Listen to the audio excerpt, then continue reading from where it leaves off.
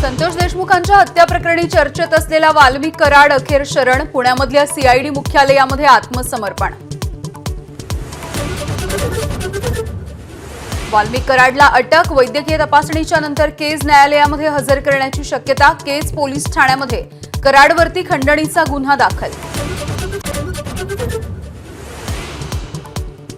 दोषी आढळल्यास कोणतीही शिक्षा भोगण्यासाठी तयार. स्वतःच व्हिडिओ शेअर करत वाल्मिक कराड पोलिसांना शरण.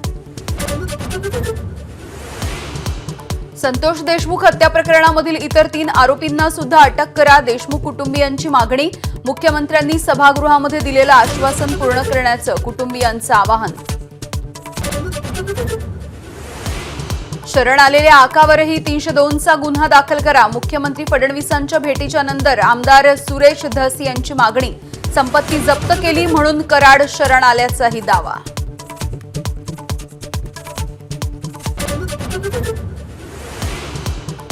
आत्मसमर्पण कसलं, अटक करायला हवी होती. पोलिसांच्या कामगिरीवरती सुप्रिया सुळेंचे ताशेरे.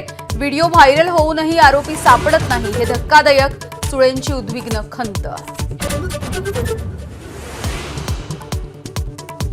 धनंजय मुंडेंना मंत्रिपदावरून काढल्याशिवाय न्याय मिळणार नाही. संभाजीराजे छत्रपतींचा हल्लाबोल.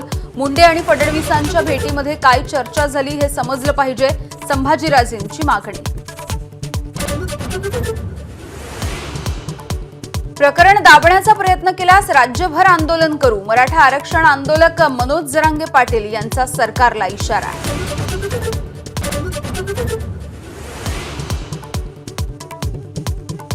मस्साजोग सरपंच हत्या प्रकरणाच्या निषेधार्थ सर्व ग्रामपंचायतींचं 3 दिवस काम बंद आंदोलन.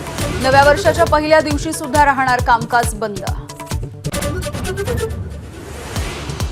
आणि न्यू इयरच्या सेलिब्रेशनसाठी पर्यटन स्थळं गजबजली. तर शिर्डी, तुळजापूरसह राज्यभरातील मंदिरांमध्ये भाविकांची मोठी गर्दी. एबीपी माझा, उघडा डोळे बघा नीट.